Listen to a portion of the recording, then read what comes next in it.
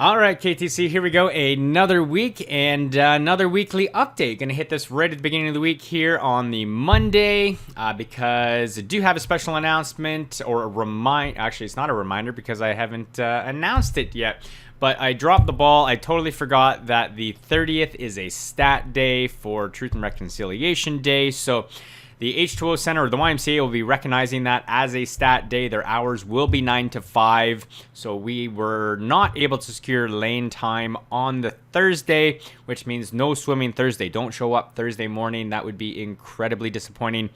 If you are able to get in and swim, great. Grab the workout. It's a little bit of hypoxic work, air exchange work. The workout's pretty simple, with just a whole bunch of 100s, freestyle, backstroke, mix it up as you like, focus on good air exchange, a little bit of pull with some breathing pattern work. And then the main set, some of you have done this before if you swam through the summer, but just so you're clear on how to read it, basically you're going to swim 125, so 25 meters of sprint freestyle. Then you're going to take a rest, 20 to 30 seconds, and then swim freestyle for another 25 with hopefully minimal breathing, if not no breathing. Then the next cycle, you'll do two 25s of sprint, then the 1 times 25 of minimal breathing, then 3 25 sprints, 25 minimal breathing. So that's how you'll go through that main set. On the Tuesday, together, we're actually going to focus on some open turns. Now, again, I know turning isn't important for triathlon and open water swimming, but you do 95 plus probably % of your training and swimming in the pool. So turns can really come in handy, not only to pick up your time in the pool, but to make your swimming more continuous. And, you may as well learn these swim skills. You can become a swimmer with all this swim training. So we are going to go through a little bit of tutorial if you want to go through the tutorial part. If not, you can just practice your turns. We did do this last year, so some of you already know the mechanics. And again, if that's the case, then you'll have a different opportunity. If you want to work with me, I'll probably be donning the Speedo myself, jumping in the water, and we will, again, work on some open turns if I haven't thrown you off with the Speedo comment. Anyway, so we'll go through a nice easy warm-up, working a lot of the stuff we've been working on. We'll do a set of 50s, practicing our leaving on proper interval times, using the pace clock, leaving 5 seconds behind, swimming like a swim team. I know we're a triathlon team, but again, swim skills we can practice. It will make you a better open water swimmer or a better triathlon swimmer. Some triathlons are still in a pool. And then again, we'll get into either a open turn progression that you'll work directly with me on, or you can just do some mid-pool 50s where you get to practice 2 turns per 50 and just work on your turn speed. So that will be the Tuesday. And then, of course, the Saturday, we're going to continue with our focus on the heart rate interval sets, the 800s, the 100s. We're going to stay with 8 of them, so we're not going to bump that up, but you're going to have your pace times this week that we determined from last week, and we will continue to hit those. So other than that, couple quick notes. Make sure you're fueling during your training. You are dehydrating when you're swimming. Actually, if you're swimming early morning, typically we wake up dehydrated. So to drink a few cups of water before you hit the workout or as soon as you get up will be incredibly important. Having that water bottle, sport drink. I know we're only going for an hour, but if you are putting in some of the hours that I'm seeing here on Strava, which I'll get to in a second here, I should pull that up. Fueling is incredibly important, especially if you want to turn those workouts around quicker. The whole idea is that we want to maintain our carbohydrate stores, our glycogen stores, our stored fuel for this type of activity.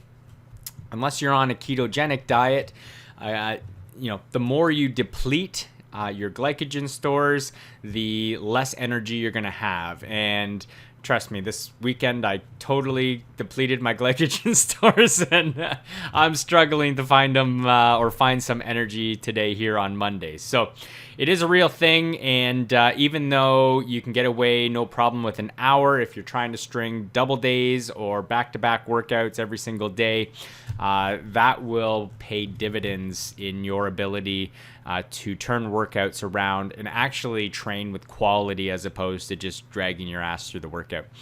So, looking at the leaderboard, well, I won this week.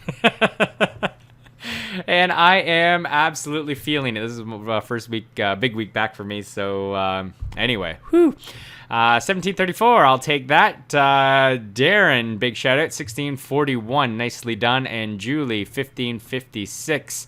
Vanessa was right there as well. If I go to total time here from last week, yeah, number 4, 1544. So I don't know, maybe you're riding a little quicker.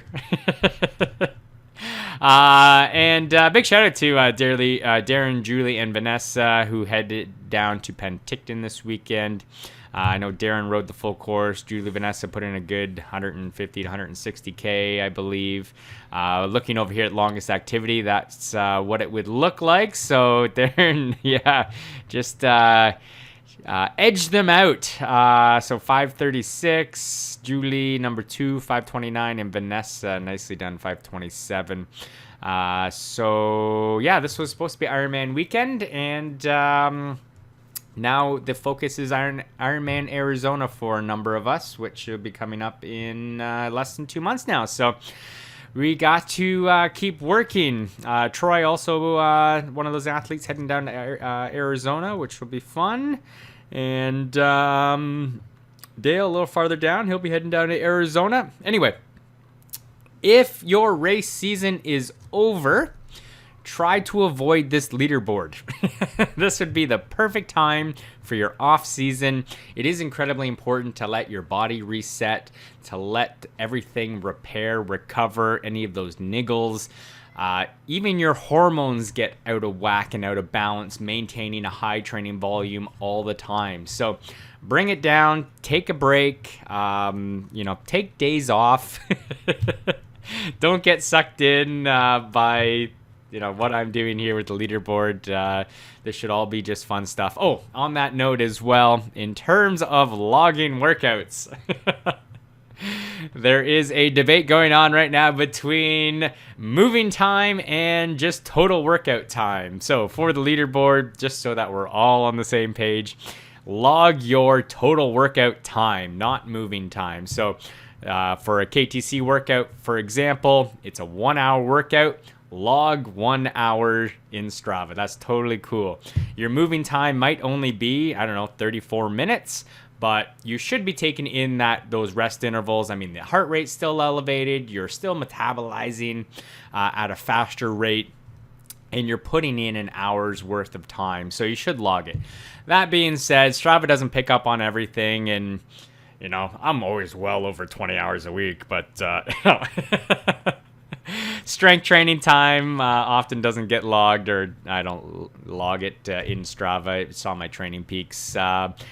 Activation time, stretching time, all the time spent recovering. So anyway, it's not, this is just for fun. Don't get sucked in too much. It's great to celebrate from time to time, especially if you want to put in a big week. It's great to have a goal like that. But again, take this for what it's worth. So looking at, we'll spend a little more time on here. Swim time, big shout out to Troy, put the most time in the water at 5 hours and 11 minutes. Man, that's a lot of time. Jason Stoke, 3:31, and Pat, 3:24. So nicely done in the pool.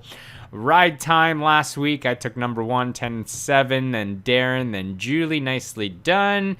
And then run time, Rob Swan putting in a lot of hours on the legs.